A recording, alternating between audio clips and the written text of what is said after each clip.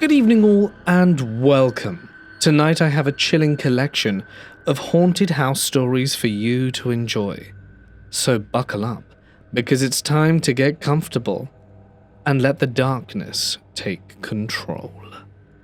This happened a few months ago, when my boyfriend and I were traveling through South America.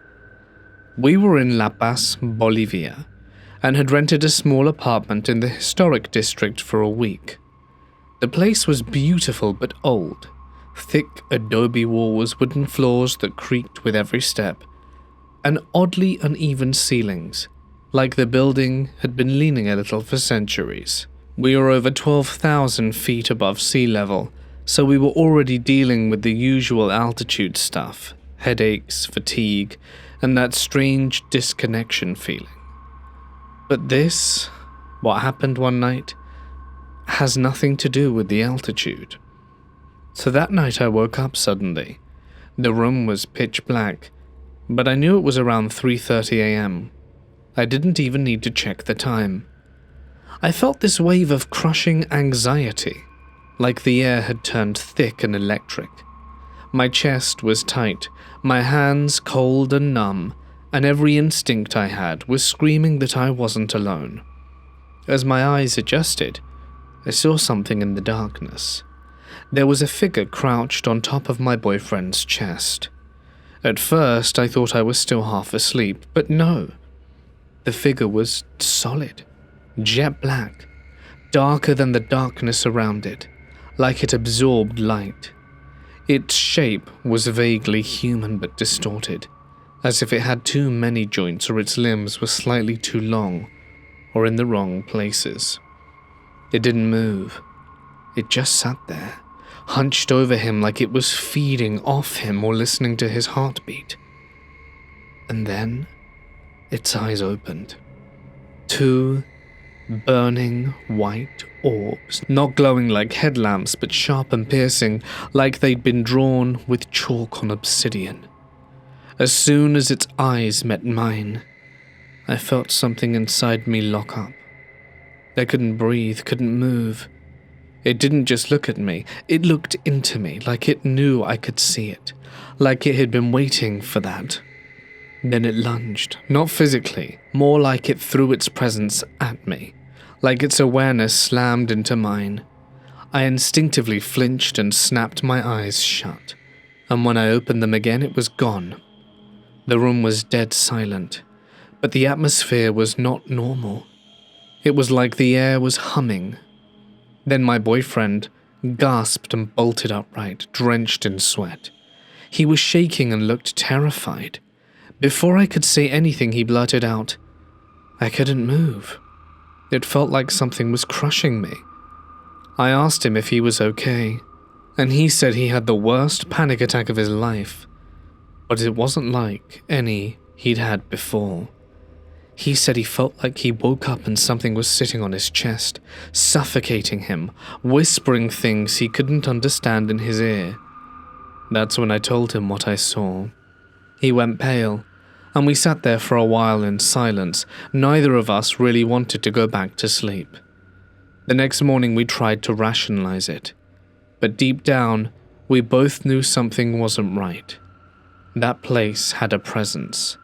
Later we learned from a local woman who ran a market stall nearby that the building we stayed in used to be a colonial holding house for indigenous prisoners during the Spanish occupation. She said strange things have always happened there. People waking up with bruises, hearing whispering in Quechua late at night, shadows that moved up walls. I don't know what we saw, but I know what it wasn't. It wasn't a dream, it wasn't altitude sickness either, and it sure as hell wasn't sleep paralysis. There was something in that apartment with us. Something that watched and waited. Years ago, my girlfriend, now wife, and I were living in an old apartment above a disused shop. It wasn't the fanciest place, but it had charm, and rent we could afford. My brother lived with us at the time, and on weekends he'd usually go out drinking and sometimes come back in the early hours with a friend or two. They'd cook, smoke, put on some music, chat for a bit and then crash. It became such a regular thing that we barely even noticed after a while. One night, around 3 a.m., my wife and I were woken up by the familiar sound of my brother in the kitchen talking to someone and laughing softly and moving about. Then came the unmistakable smell of bacon being cooked. We both shouted through the walls for him to make some extra rolls for us, but got no reply. We figured he hadn't heard us over the music and clatter, so I decided to get up and go through. As I got dressed, I could hear him chatting, stirring what sounded like coffee, and the smell of bacon was getting stronger. But the moment I opened the door, everything stopped. There was silence, no voices, no cooking, and no smell. The room was completely empty.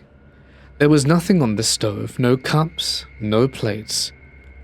I went to check in his room, thinking maybe he'd gone back already. But he was fast asleep, fully clothed and snoring by himself. There was no way he had time to cook and clean it up that fast, and even if he had, the smell would have lingered. But it was just gone like it was never there to begin with. Another time we were all asleep when we were jolted awake by music blasting at full volume. It was my brother's CD player. He had a stack of old rock albums, and somehow it had powered on by itself and turned all the way up to max volume. What was playing wasn't just loud, but it was disturbing. The first thing that screamed out on the speakers were, "I am the god of hellfire, and with it I bring you fire. You're going to burn." We bolted out of bed in pure panic. I ran through and shut it off. My brother swore up and down he hadn't touched it. The creepiest event didn't even happen to us directly. One night, my wife's brother stayed over while we were away. Sometime in the early morning, he was woken by what sounded like all the dishes crashing to the kitchen floor, glass smashing, metal clanging. He ran through expecting a disaster. The light was off. He turned it on. But the kitchen was spotless. Not a single thing out of place. He grabbed what little he had, ran out of the apartment wearing only his boxers, and called us from a payphone down the street, and said there was no way he was going back into that place alone. I've lived in 4 different houses I'd consider haunted, each one with its own kind of weirdness, but the third one, that place genuinely terrified me. I was in high school at the time, maybe around 16, living with my mom and stepdad in a tiny older home that had been moved from another location, something we only found out later. It was one of those one-story homes where you could stand in the kitchen and see pretty much every other room in the house. It was cramped with low ceilings, narrow hallways, and creaky floors. I had just moved in with them a few months ago, right after my mum married him. I didn't know my stepdad all that well at the time, and I'll be honest, at first I thought he might have been messing with me, because the first weird thing that happened were the doorknobs to my bedroom. It started with just a little rattle. Then one night I noticed it shaking violently, like someone was twisting and yanking on it, trying hard to open the door. It was locked, so nothing came through, but it would go on for 30 seconds at a time, stop for a while and then happen again. I tried to come up with a logical explanation. Maybe it was a train passing by, or trucks rumbling down the street. But there were no train tracks near us, and I didn't hear any engines, just silence. And then I started wondering if it really was someone trying to get in. My stepdad made me uncomfortable back then, just in that you're new in my life and I don't know you kind of way. So I thought maybe he was trying to get in while I was sleeping. I got paranoid enough that I left the door unlocked a few nights in a row just to test it. If it was him, I figured the door would open and I'd catch him in the act. But it didn't matter. The knob would still rattle like hell, even when it was unlocked. Day or night, it didn't care. As long as the door was shut, it would start shaking. It got so bad that I took the knob off completely for a while and slept with the door wide open. That helped, I guess, but only in the way that keeps your head under the blanket makes you feel safe as a kid. But the weirdness persisted. I've always been a bad sleeper, and I'd get up often in the middle of the night to grab a snack or just walk around to shake off anxiety. The kitchen was at the far end of the house, and the hallway leading there always felt too dark, no matter how many lights I'd left on. I began noticing things, footsteps behind me when I was sure no one else was awake, the floor creaking in places where I hadn't stepped. Once I was standing at the fridge and felt a little tug on the back of my shirt. Just the hem, in the way a child might do to grab your attention. So I spun around thinking one of my sisters had gotten up. But the hall behind me was empty. We didn't even have any kids at the house at the time. My younger sister lived with my dad in another town, and my other sister was older than me and never left her room unless she had to. So who or what was pulling my shirt? But the absolute worst moment came one winter morning. It was early, probably around 6 a.m., and was still pitch black outside. I was sitting in the living room floor wrapped in a blanket watching television and getting ready for school. My stepdad was still asleep in the back of the house, and my mum was dressed for work, standing by the front door. She opened it, turned around and called, "Bye, honey." And we both heard it, clear as day. Like a little girl standing right next to us, this tiny voice chirped out, "Goodbye." We both froze. It wasn't muffled nor distant, but right between us. My mum's face went pale. She stared at me with wide eyes and I just screamed. Her husband came running from the back asking what the hell happened, and my mum told him straight up, some little girl just said goodbye to us. He looked confused for a moment, and then dead serious. Mum didn't even wait for an explanation, she just grabbed her keys and noped out of there. And that moment still haunts me. We both heard it at the same time. Not an echo, not a weird sound from the TV, not the radio, but a real little girl's voice. Later that same month, our neighbor came by furious. She lived around the corner, but our backyards touched. She was yelling at my mum about how she was a terrible parent for letting our little girl play outside in the middle of the night. My mum was confused. "What little girl?" "Your daughter," the neighbor snapped. "She's out there all night on that swing you've got tied to the tree, laughing and swinging back and forth. I've seen her every time I go out for a smoke." Only, no one used that swing. It was just a rope looped over a thick branch.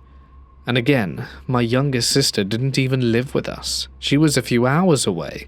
There were no little girls in our house. That neighbor swore she saw her more than once, always at night, and swinging and laughing. We stopped using the backyard entirely after that. I mentioned earlier the house had been moved. My aunt works for the city and started digging around after she heard what was going on. Apparently our house wasn't originally built where it stood. It had been relocated from another area and rebuilt on a new foundation. It was really old.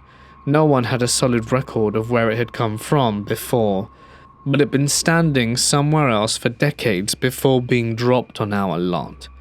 And I always wondered if something came with it. I still think about that place.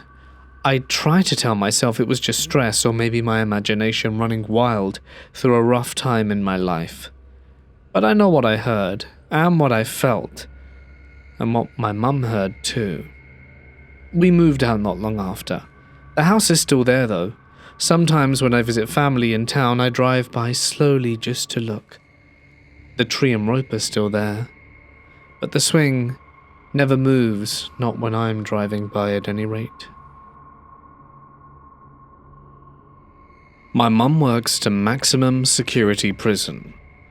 She's been working there for over 20 years, tough as nails, and doesn't scare easily. So one night during her shift, she found an inmate attempting to take his life via rope. He'd already gone blue when she cut him down, but she started CPR right there on the floor. Somehow, she got his heart beating again, but he never woke up. Well, not really anyway. It turned out he was brain dead, and he died a few days later in the hospital. The whole thing hit her hard. She had nightmares, she cried a lot, PTSD. She never wanted to talk about it again, and we didn't push it. But then strange things started happening at home. At first it was little things. Paper would fly out of printers unprompted. Not just once, dozens of times. Objects would fall off shelves, even heavy stuff that shouldn't just tip over. The TV would randomly switch on and off. Sometimes even switch inputs or mute itself. All of it chalked up to glitches or maybe faulty wiring. It was annoying, certainly, but manageable. And then it escalated. One night my mum woke up in bed screaming in pain. Her arm, the one she'd had surgery on years ago, was pinned, and it hurt like hell. She looked over and saw her husband, my stepdad, lying on her arm. She nudged him. "Hey, wake up, you're on my arm." Nothing. He shifted slightly, still half on her, and she got angry. "Get off my arm!" She tried pushing him, but he was a dead weight. Then she said, still half asleep but in agony, "Get off, you're hurting me." That's when he opened his eyes. Except it wasn't my stepdad anymore. The man lying next to her had a red face like a tomato. His eyes were pitch black with no whites and no pupils. His mouth was stretched in a grotesque, toothy grin that ran all the way to his ears. He stared right at her and said, "Good." My mum screamed bloody murder. She cried, begging him to stop. Eventually, somehow, she yanked her arm free and bolted downstairs. She grabbed the kids, my younger siblings, and dragged them into the living room. She was ready to call 911. That's when my stepdad actually came downstairs, groggy and confused, just his normal self. My mum completely lost it. She screamed at him to get away from the house and the kids. Eventually, she recognized it was really him. The moment passed, but something inside her broke that night. And that's when she knew it wasn't just stress or nightmares anymore. There was something malevolent inside our house, and she decided we needed help.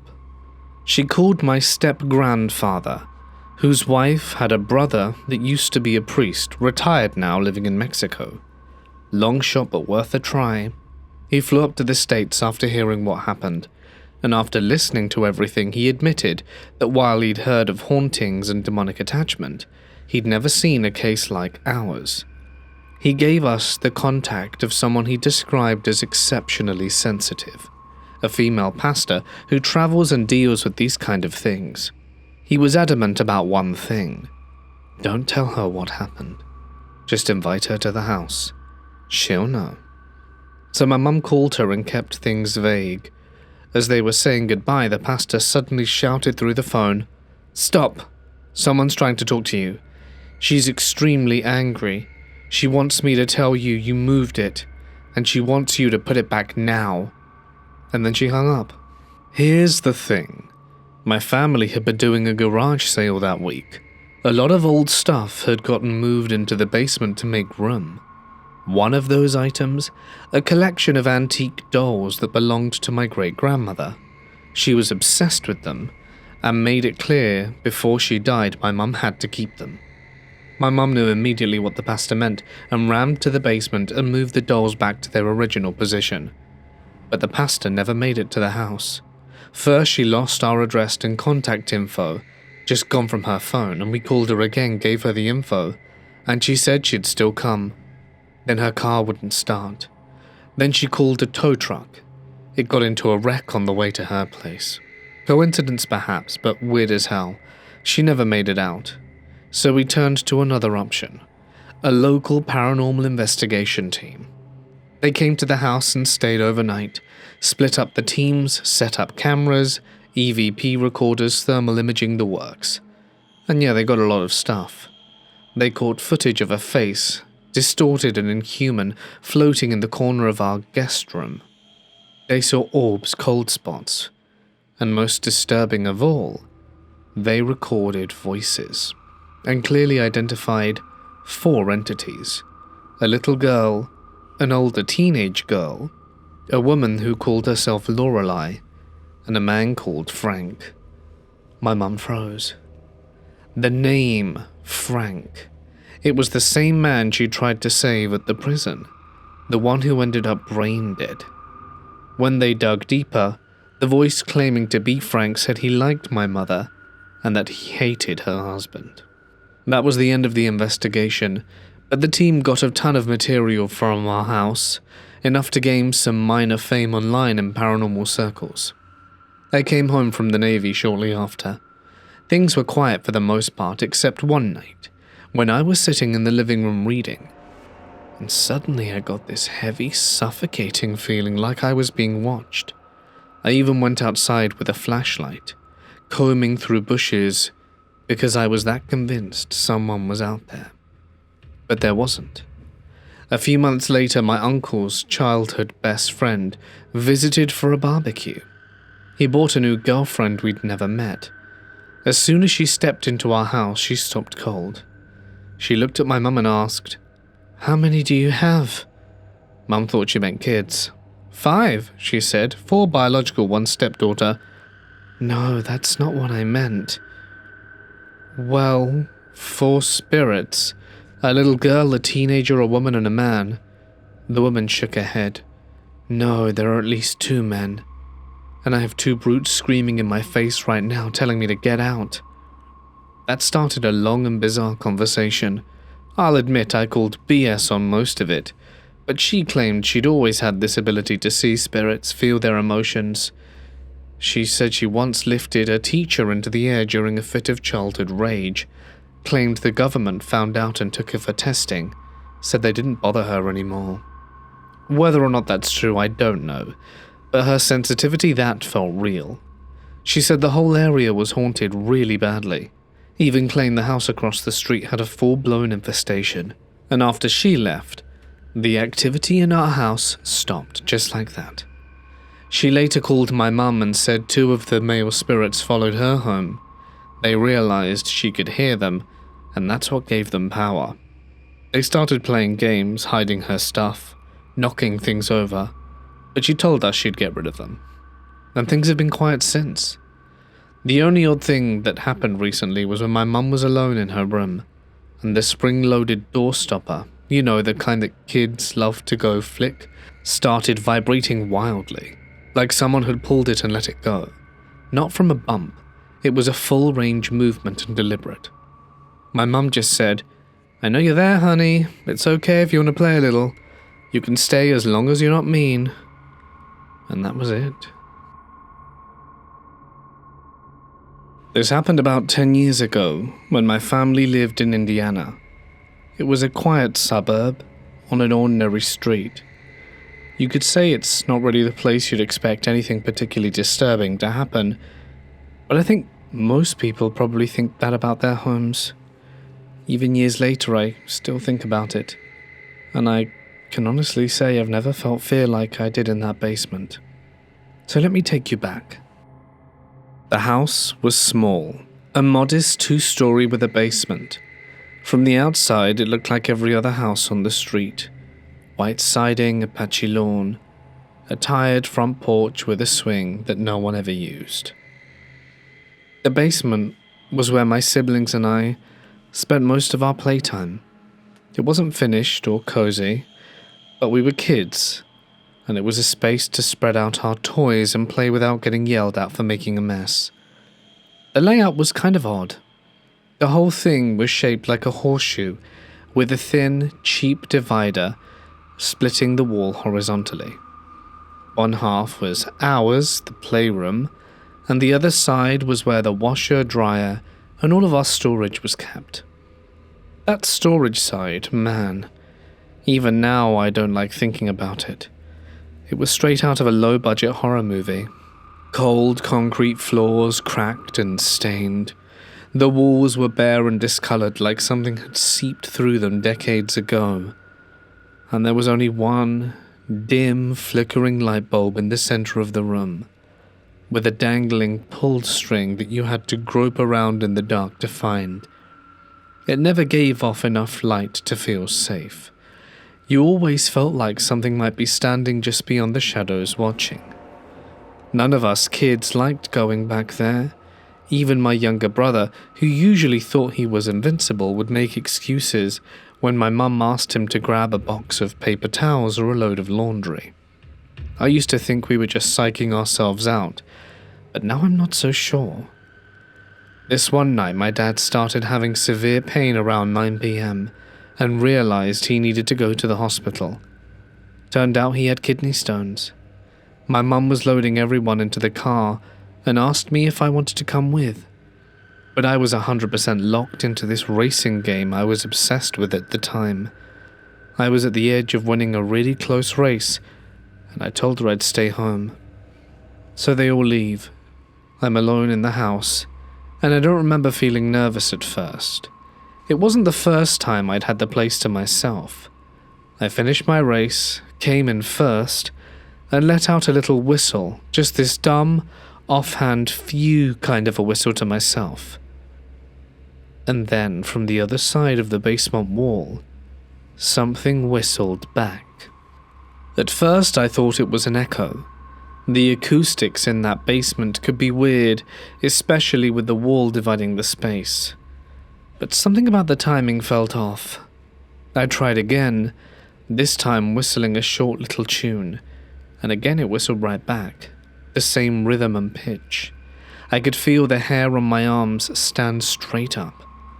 I kept going, trying more complex patterns, a note followed by two shorter ones, a rising scale, and whatever I did, it responded immediately and perfectly, with no delay. It was like something was mimicking me from the other side of the wall. After 2 minutes, I couldn't take this anymore. I panicked and booted up the stairs, locking myself in the bathroom. I didn't even grab my phone. I just sat there on the cold tile floor, knees hugged to my chest, heart pounding like a drum in my ears. When my family got home later that night, they found me like that, shaking and crying in the bathroom.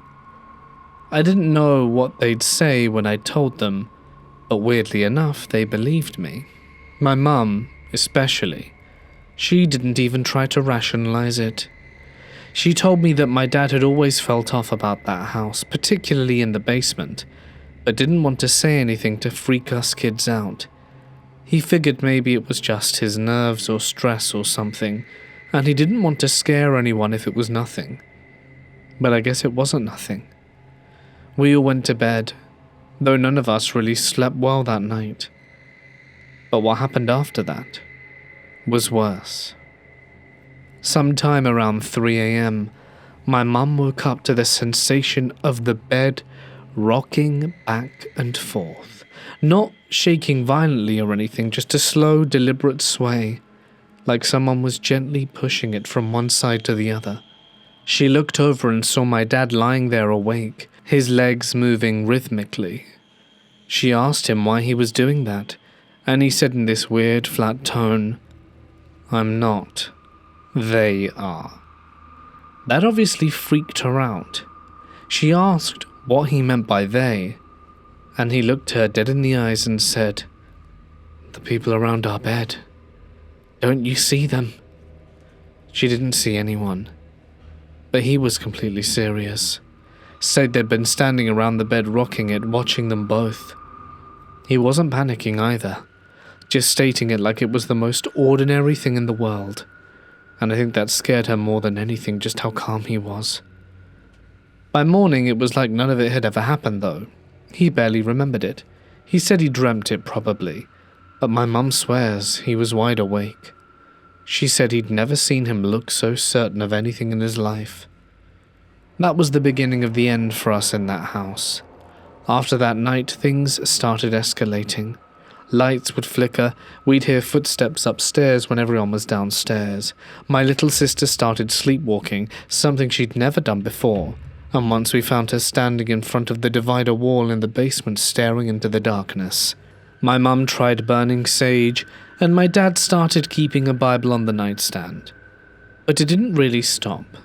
But it did get slightly quieter, like whatever was there had decided to bide its time. We moved out about a year later. My parents told us it was because we needed more space, or a better school district or whatever. But I think we all knew the truth. The house had something in it that we couldn't explain that would mimic us, stand beside our beds, and wait in the dark just behind the walls. I've never been back to that house. I looked up the address a few times just out of curiosity, and the house is still there, still occupied. Part of me wants to reach out to the current owner and ask if they've ever heard a whistle from the other side of the basement wall. But I think I'd rather not know. I wanted to share something. It's about a pair of earrings my grandma gave me. But they weren't just any earrings. They actually belonged to my aunt, who tragically took her own life in a very public way a few years ago. She had actually been wearing them that same night. My grandma kept them locked away, and when she gave them to me, she begged me not to lose them. She told me they were the last thing of my aunt's that she had, because before she passed, she'd actually gotten rid of most of her belongings. At first, I thought the worst thing about those earrings would be the heaviness of wearing them, the constant reminder of what they represented. But since I brought them into the house I share with my roommate, things have escalated into something I can't explain. For a while, my roommate thought I was losing it, just paranoid imagining things, but now, he's starting to believe me, because he's seen them too. So I'm the kind of person who likes everything in order. Every day before I head to the gym, I walk through the upstairs and close every door. One of them in particular is an old heavy door with a bolt on it. It takes real force to shut and even more to open, so I always double check it. One evening I came home from the gym and froze at the top of the stairs. Every single door upstairs was wide open, not just cracked, not just one or two, but all of them, even the bolt lock door. My roommate was out of state that entire week, and the house was tightly secured. There were no signs of a break-in. Still, I went through every floor, every closet, even the basement and attic, but there was nothing. That was the moment I started questioning the earrings. The second incident shook me to my core. It was around 11 p.m., and I was downstairs scrolling on my phone with the TV on low. Our sliding glass door faces the backyard. I glanced up, and that's when I saw it. A tall, thin figure stood just outside in the dark. Its frame was all wrong, too long, too narrow. But it was the eyes that paralyzed me. They glowed a bright, unnatural green, and locked onto me with this knowing stare.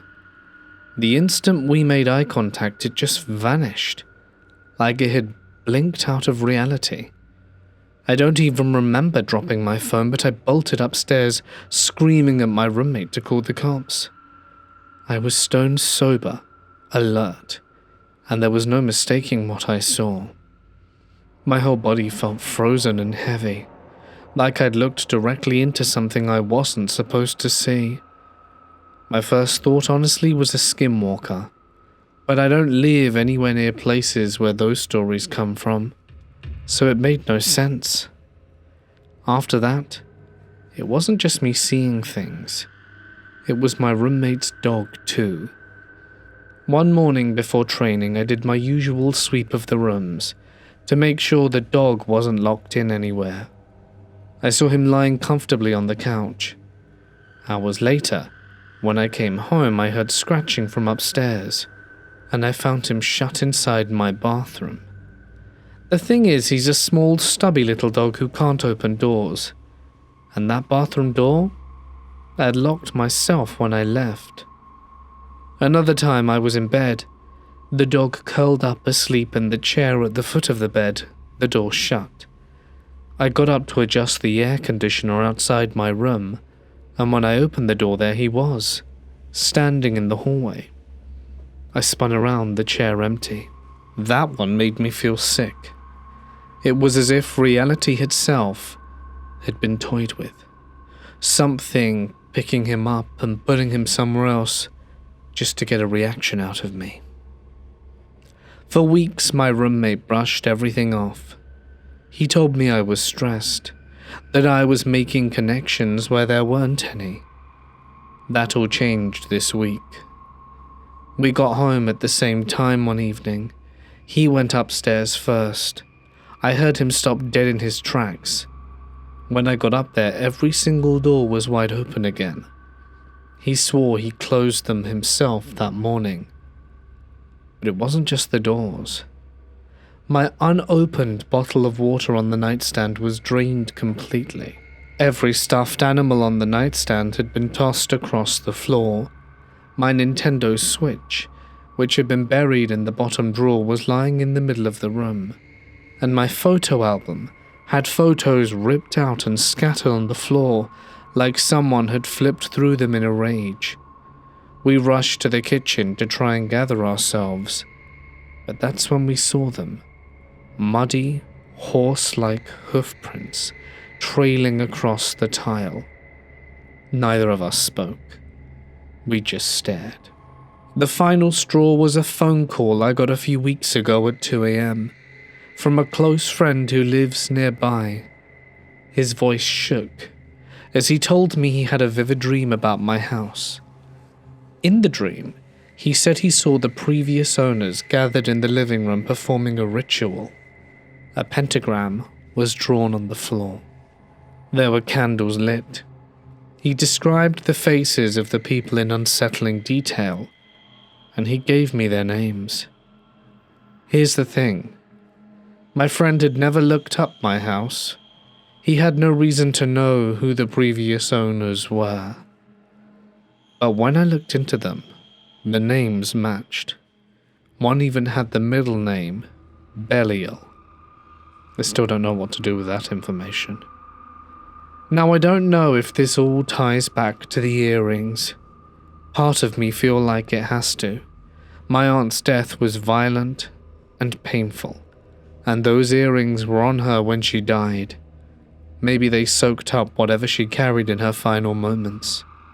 But then there's the ritual my friend saw, the history of the house, the hoofprints, the figure with green eyes. I can't tell if I brought something in with the earrings, or if the earrings just made me a target for something already here. My grandma begged me to keep them. She said they're the only piece of my aunt she has left, but every night I stay here, it feels like I'm gambling with something that wants me gone. Or worse. I don't know if I should burn them, bury them, or call a priest. But whatever's happening isn't getting better. It's getting worse. And now that my roommate has finally witnessed it himself, I can't pretend it's just me anymore. My mum and stepdad were looking to purchase a home. We went and looked at 3, decided on the second one we looked at, but the deal fell through, and ultimately ended up moving into the 3rd house, which my mum really did not like, and couldn't pinpoint exactly why. We moved in, and on the first day we found a creepy clown costume hung in one of the bedroom closets. The following weekend, we find a secret attic above the garage, only accessible by a narrow hole in the ceiling. The walls, floors, and every inch of this attic space was lined with beer cans. There was also some kind of military uniform crumpled in the back corner, and when we inspected it, found a small airplane and bottles of booze in all the pockets. Years go by, and random, weird, and mildly creepy stuff would happen, but nothing extreme. Very abruptly, stepdad began drinking, and my mother and I started finding cans and bottles hidden around the house.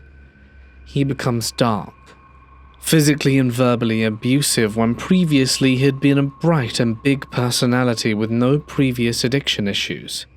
He's admitted to a rehab facility, and my mother spends her first week alone in the house. Fairly uneventful. One night, she hears a loud banging from the bedroom across the hall from her. She goes into the room, and books have fallen off the built-in bookcase in the room. One book is in the middle of the room, with the pages torn open. I can't remember exactly what she said, but the book was some sort of self-help book dealing with caring for people with addiction, and the first line said, "Demons of addiction," or something. He gets home from rehab. Things escalate after he ends up sleeping in the room with the bookcases, as they had decided to separate. He becomes even more violent towards my mother, and ultimately is removed from the house by police. They divorce. He becomes super religious, and as far as I'm aware, never touched alcohol again. My mother stayed in the house for another 6 to 8 months by herself. One night she goes out with friends and has a few drinks. She's not a big drinker but still gets pretty tipsy. Gets home and goes to bed, and has a horrific nightmare that she's violently attacked, hit with a lamp on the nightstand and then strangled. Wakes up to a friend knocking at the front door as they were attending an event together that morning. She rushes to the door, lets her friend in, and her friend immediately asks what happened to her room. My mum describes it as looking like a tornado came through. Blankets and pillows ripped to shreds. The lamp on the nightstand was across the room and broken. Just absolute chaos. Her friend then tells her to check the mirror, and her neck was covered in bruises. Needless to say, she moved out pretty quickly after that. Interestingly, she ended up running into the lady that owned the house before us, that we'd met a handful of times. Mum asked how she was doing, and she said she was great now that she was finally divorced, as they were originally selling the house due to the divorce, and told my mum that they were divorced because he became a dangerous, abusive alcoholic while living in the house, to the point where he nearly drank himself to death. I don't like old houses, never have. Call me spoiled or uncultured, I don't care. I just don't like them. I prefer modern homes with clean lines, drywall and tile. Give me a new 2000s build or anything newer any day. The thought of staying in some creaky old place with 80 years of history makes my skin crawl. Who knows what happened inside of them, how many people have died there. So my friend suggested we rent a 1940s Airbnb while traveling through the state. I wasn't exactly thrilled. The minute I heard 1940s, my gut told me no. But I went along with it anyway because everyone seemed so excited I didn't want to be the killjoy. The house itself looked exactly like what I dreaded. Crooked shutters, peeling paint in places, creaky porch steps, and that faint, sour smell of mildew clinging to the walls. Inside was no better. Dim hallways, mismatched furniture, and drafty windows. I claimed a room at the very end of the hall that had one queen bed, 3 tall windows, a closet, and a little nightlight glowing weakly in the corner. The TV sat near the door, and the bed itself was shoved up against the far wall. For some reason, my friend decided to share the bed with me. Weird, I know, but it was the best option given the setup. It was no big deal. We threw our bags in the closet, got cleaned up, and headed out to explore town. By the time we got back, it was dark. I took a shower and climbed into bed, tired but not ready to sleep. I lay there scrolling on my phone until the battery slipped into red, and I figured I'd just let it die then pass out. And that was when the first noise came. It was faint from the hallway, a low creak on the floorboard, so I glanced at the door. It was cracked halfway open and I tried to brush it off. Old house, of course, it's going to make sounds. My phone finally died, and suddenly I was left in the dark, with only the dim nightlight and that pale glow of the hallway seeping in. I slipped on my sliders and got up to plug the phone in across the room. As I bent down to find the outlet, I heard it again, another creak, this time sharper and heavier. Someone shifting their weight on the boards. I told myself not to overthink it. I crawled back into bed and glanced at my friend, who was sleeping soundly. But my insomnia wouldn't let me rest, especially not in a house like this. I stared up at the ceiling, brain alert, every sound amplified. Another creak, then another. 3 times. I whispered to myself, "That's a little much." And then it happened. From the hallway, the bathroom door swung open with a long, high-pitched squeak. I froze. My chest tightened like someone was sitting on me. The door had been shut all night, and no one was in the hallway. I lay there, every instinct screaming at me to wake my friend or run. But instead I just stared at the half-open door, the hallway bathed in sticky yellow light, until exhaustion finally won. The next morning I told myself I must have imagined it. I convinced myself I was just travel exhausted, bad sleep paranoia. We went into town, visited shops, ate at local restaurants, and for a while I felt normal again. But then night came and the dread returned. We were all hanging out in the old living room watching TV. The house creaked and groaned with every draft. Eventually everyone decided to call it a night, and reluctantly I followed. I showered, changed, and climbed into bed again. Same setup, same dim light. My friend fell asleep quickly, leaving me alone in the silence. And like the night before, the cycle repeated. My phone battery drained, I got up to plug it in, and then the noises started. At first it was just the creaks, but then I saw it. Out of the corner of my eye, something dark moved across the hallway. A shadow. It didn't walk so much as glide, slow and deliberately, crossing from one side to the other before melting into the darkness. My body went rigid. And then came the laugh. From the kitchen down the hall came a man's laughter, not loud, not booming, just casual, like someone was standing right there, chuckling to himself in the middle of the night. That was the moment I snapped. I ran to the door, slammed it shut, and locked it, my heart hammering in my throat. I sat back on the bed, wide awake, phone in my hand, waiting for anything else to happen. It felt like hours. At some point, pure exhaustion dragged me under, and when I finally opened my eyes, it was 11 a.m. I thought maybe I dreamt it, maybe my brain had spun shadows and creaks into something worse. But when I asked my friend if he'd heard anything, his answer drained all the blood from my face. I heard and saw all of it.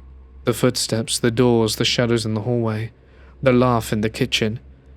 I just pretended to be asleep so whatever it was wouldn't notice me, he said. That was it. There was no debate. We weren't staying there another night. We grabbed our bags, shuffled them into the car and got the hell out. We didn't even bother with a polite goodbye to the landlord. We simply left. I've stayed in plenty of modern hotels since then, and I've never felt the way I did in that house. My name is Saria. I'm a 21-year-old female from Pakistan, and this happened when I was 16. We were visiting my grandmother's house in Sindh for the summer holidays. It's one of those really old houses with long hallways and high ceilings. There's this one room in the house with an old wooden almirah, which is a wardrobe/safe in the corner, but no one ever used it. I remember my nan once said something offhand about it, that there's a little knife's story in the almirah, but she didn't explain and I didn't ask. Fast forward to one night. I was up with my cousins around half midnight, watching some drama on my phone, when we heard a soft knock from inside it. We both froze. At first we thought maybe it was a mouse or something, but then it happened again. This time 3 slow knocks from the inside. We sat there staring at it, and then came this sound like fingernails dragging down the inside of the wood. That was enough. We didn't even put on footwear. We just bolted barefoot down the hallway to where my mum and aunt were sitting. We told them what happened. My mum didn't laugh or brush it off, but looked serious. A little later they went back with us and opened the almirah, which was empty. The only thing inside was an old white dupatta hanging on a rusted hook. The next morning we told Nani, and she gave us a little smile and said, "It's an old almirah. Old things must live in there." I never went into that room again. Even now, when we visit, I avoid it. Maybe it was nothing, but it didn't feel like nothing. What do you think? In early 2015, a friend of mine and his group would hang out in an abandoned, half-constructed house near the woods in our area. We live in a rural town but have major highways and railways nearby. Usually us kids would use such sites to hang out in winter. We would bring firewood and start fires, find abandoned couches and bring them to rest on them, etc. And that would become our own little hangout place until we got bored and moved it to another. This particular building site was a simple 2-story home, basement and top floor. The group would hang out on the top floor and relax there. A year later, they had decided to make it a practical hangout spot, brought paint, an old couch found at a trash disposal, chairs, etc., and would sweep the floor daily and use it as a hangout and joke with another. In this building, a particular room was never used because it was small with trash and filled with debris finds on the abandoned site. The guys had put it there to make room for the actual room they hang out on, typically a space built as a bathroom. Neighbors would come and try and make them leave, but you know kids, they'd leave for a while and then return.